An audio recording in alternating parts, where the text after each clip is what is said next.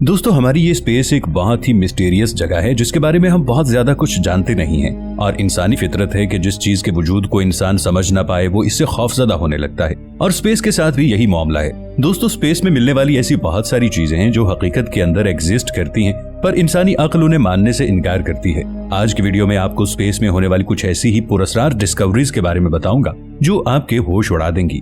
दोस्तों, वीडियो में आगे बढ़ने से पहले पाकिस्तान के सबसे बड़े साइंटिफिक चैनल इफ टीवी को सब्सक्राइब कर लें और साथ मौजूद बेल आइकॉन को भी प्रेस कर दें। Number 1, PSR B150958 hand of God एक न्यूट्रॉन स्टार या पल्सर स्टार है जो कि एक दरमियानी दर्जे के सितारे के फटने के बाद बनते हैं। साल 1982 में नासा की आइंस्टाइन एक्स-रे ऑब्जर्वेटरी ने एक ऐसे पल्सर स्टार को दरियाफ्त किया है जो कि जमीन से 17,000 लाइट ईयर की दूरी पर मौजूद है और 1700 साल पुराना है। ये जिन गैसेस और डस्ट के बने बादलों में यानी नेबुला में मौजूद है वो भी 150 लाइट ईयर जितने बड़े हैं। लेकिन इस न्यूट्रॉन स्टार की खास बात यह है कि ये बहुत तेजी से घूमता है और इसके आसपास मौजूद नेबुला के बादल मिलकर एक ऐसी शेप बनाते हैं जिससे ये किसी इंसान का बहुत बड़ा हाथ मालूम होता है जो कि खला के अंदर मौजूद है। इसलिए इसे हैंड ऑफ गॉड यानी खुदा के हाथ का नाम दिया गया है। नंबर 2, फोमोलहॉट 2।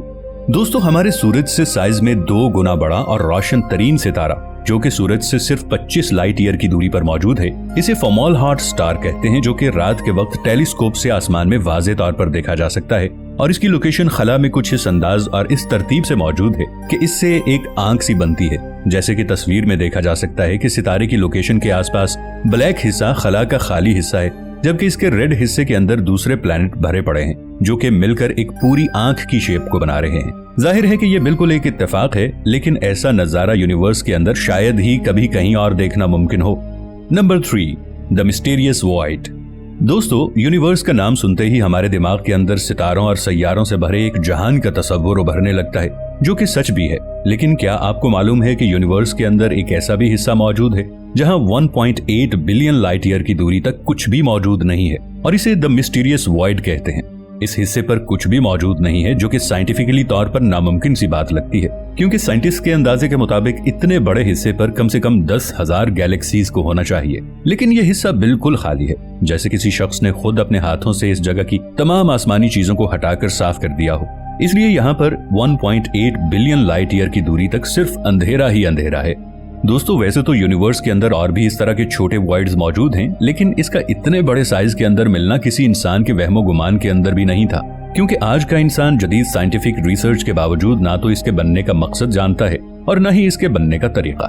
ये बस अंदाजा लगा सकते हैं कि शायद बहुत छोटे छोटे वॉइड्स से मिलकर ये एक बहुत बड़ा वॉइड बन गया हो या फिर यह भी मुमकिन है कि यहाँ पर कोई बहुत बड़ा सितारा फटा हो जिसे सुपरनोवा कहते हैं और इसी धमाके की शिद्दत की वजह से तमाम ऑब्जेक्ट्स अपनी जगह से हट गए हों। अगर लॉजिकली सोचा जाए तो ये थियरी बहुत ही इलॉजिकल लगती है क्योंकि कोई भी सितारा चाहे जितने भी बड़े साइज के अंदर हो और जितने भी बड़े धमाके से फट जाए इतनी बड़ी खाली जगह को बना ही नहीं सकता। इसीलिए कई साइंटिस्ट इसे एडवांस एलियन मखलूक के वजूद से भी जोड़ते हैं जिनका मानना है कि एलियन नामी खलाई मखलूक किसी जदीद मशीनी डिवाइस का इस्तेमाल करके सितारों की एनर्जी को इकट्ठा करके उन्हें किसी काम के अंदर लगा रही है और इसीलिए कायनात के इस हिस्से के अंदर हमें कोई भी सितारा देखने को नहीं मिलता। लेकिन दोस्तों, हकीकत के अंदर ये सब थियोरीज हैं और हकीकत क्या है ये अब तक कोई भी नहीं जानता। Number 4, brightest things in the universe. दोस्तों, आसमान में नजर दौड़ाएं तो हमें सूरज एक वाहिद ऐसी चीज नजर आती है जो कि सबसे ज्यादा रोशन और चमकदार है।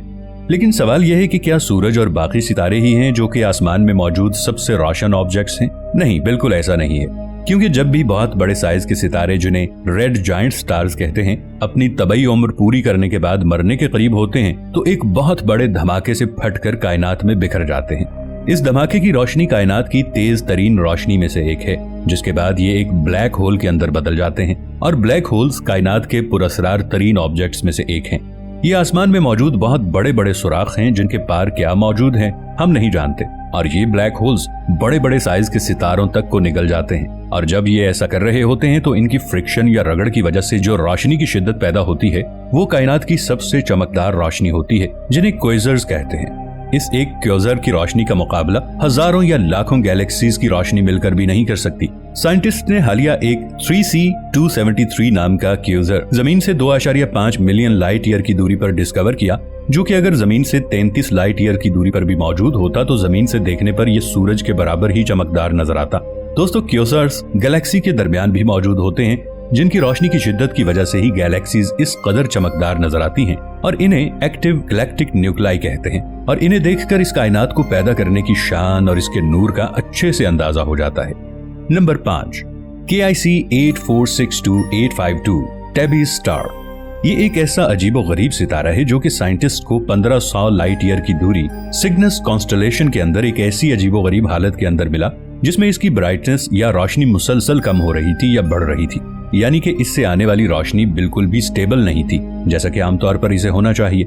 इससे साइंटिस्ट को यह लगा कि शायद इस सितारे के आसपास कोई प्लैनेटरी सिस्टम मौजूद है, जैसा कि हमारे सूरज का सोलर सिस्टम, या फिर इसके दरमियान कोई ऐसे ऑब्जेक्ट या गैसेस के बादल मौजूद हैं जो कि इसकी रोशनी को जमीन पर पहुंचने से रोकते हैं। और अगर ऐसा होता भी तो इसकी रोशनी को सिर्फ 2 से 3% तक ही कम होना चाहिए। लेकिन हैरत अंगेज तौर पर इसकी ब्राइटनेस या रोशनी 22 से 40% तक मुसलसल कम या ज्यादा शो हो रही थी। इसने साइंटिस्ट को हैरत में डाल दिया कि ऐसा भला कैसे मुमकिन है। इसलिए इस अजीबोगरीब बर्ताव रखने वाले सितारे को टेबीज स्टार का नाम दिया गया। 1960 के अंदर डायसन सफियर नाम के शख्स ने एक थ्योरी दी कि अगर इंसानों को एक ना खत्म होने वाले एनर्जी सोर्स की जरूरत है तो वो सूरज के गिर्द एक बहुत बड़ा मशीनी स्ट्रक्चर बनाकर सूरज की रोशनी को एनर्जी के सोर्स के तौर पर हमेशा के लिए इस्तेमाल कर सकते हैं, जो कि कभी खत्म नहीं होगा।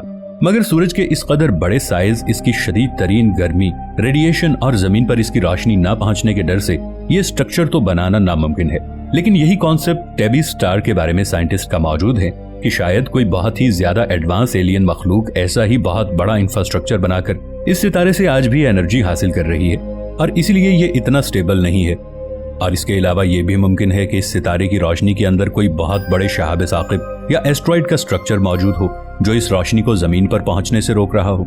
लेकिन दर हकीकत इतना बड़ा स्ट्रक्चर जो इतने बड़े साइज के सितारे की रोशनी को रोक सके, इसका ना तो वजूद मुमकिन है और इसकी दूसरी वजह यह भी है कि ये एस्ट्रॉइड्स एक जगह पर नहीं रुकते बल्कि मूव करते रहते हैं। सो एक्चुअली इसके अंदर सितारे के इतने अजीब बर्ताव की वजह क्या है हम आज भी नहीं जानते। Number 6, hogs object. दोस्तों आमतौर पर हमें यूनिवर्स के अंदर गैलेक्सीज की सिर्फ एक ही स्पाइरल शेप देखने को मिलती है, लेकिन जुलाई 2001 के अंदर हबल टेलीस्कोप ने 600 लाइट ईयर की दूरी पर मौजूद एक ऐसी अजीबोगरीब शेप की गैलेक्सी की तस्वीर को लिया जो कि हमारे मिल्की वे गैलेक्सी की तरह 1 लाख लाइट ईयर की दूरी तक फैली हुई है, लेकिन दिखती कुछ ऐसी है।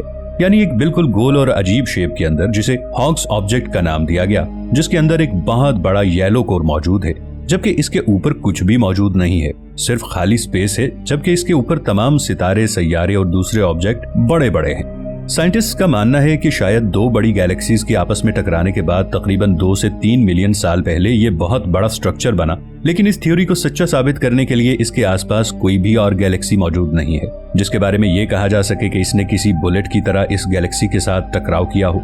सो इस गैलेक्सी के बारे में ये बताना कि ये कब, क्यों और कैसे बनी आज भी साइंटिस्ट के लिए मुमकिन नहीं है और ये बहुत बड़ी स्पेस मिस्ट्रीज में से एक है।